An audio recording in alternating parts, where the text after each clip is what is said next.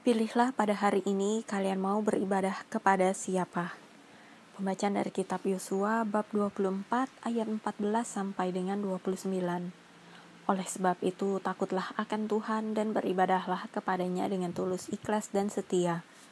Jauhkanlah Allah yang kepadanya nenek moyangmu telah beribadah di seberang sungai Efrat dan di Mesir, dan beribadahlah kepada Tuhan.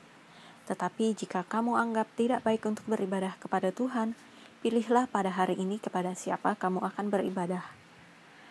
Allah yang kepadanya nenek moyangmu beribadah di seberang sungai Efrat, atau Allah orang Amori yang negerinya kamu diami ini. Tetapi aku dan seisi rumahku, kami akan beribadah kepada Tuhan. Lalu bangsa itu menjawab, jauhlah daripada kami meninggalkan Tuhan untuk beribadah kepada Allah lain.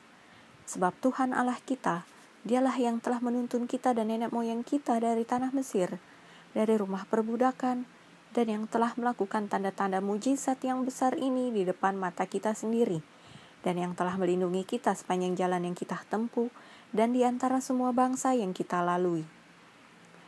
Tuhan menghalau semua bangsa dan orang Amori, penduduk negeri ini, dari depan kita. Kami pun akan beribadah kepada Tuhan, sebab Dialah Allah kita. Tetapi Yosua berkata kepada bangsa itu, tidaklah kamu sanggup beribadah kepada Tuhan, sebab Dialah Allah yang kudus, Dialah Allah yang cemburu. Ia tidak akan mengampuni kesalahan dan dosamu. Apabila kamu meninggalkan Tuhan dan beribadah kepada Allah asing, maka Ia akan berbalik daripadamu dan melakukan yang tidak baik kepada kamu serta membinasakan kamu setelah Ia melakukan yang baik kepada kamu dahulu. Tetapi bangsa itu berkata kepada Yosua, tidak, hanya kepada Tuhan saja kami akan beribadah. Kemudian berkatalah Yosua kepada bangsa itu, kamulah saksi terhadap kamu sendiri, bahwa kamu telah memilih Tuhan untuk beribadah kepadanya. Jawab mereka, kamilah saksi. Ia berkata, maka sekarang jauhkanlah Allah asing yang ada di tengah-tengah kamu, dan condongkanlah hatimu kepada Tuhan Allah Israel.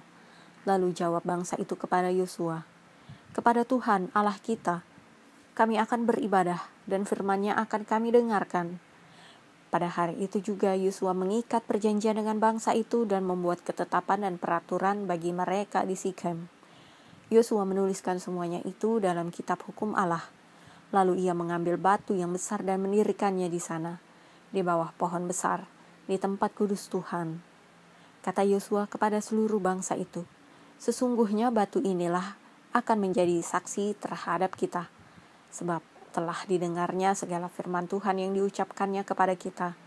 Sebab itu batu ini akan menjadi saksi terhadap kamu, supaya kamu jangan menyangkal Allahmu. Sesudah itu Yosua melepas bangsa itu pergi, masing-masing ke milik pusakanya. Dan sesudah peristiwa-peristiwa ini, maka matilah Yosua bin Nun, hamba Tuhan itu, ketika berumur 110 tahun. Demikianlah sabda Tuhan.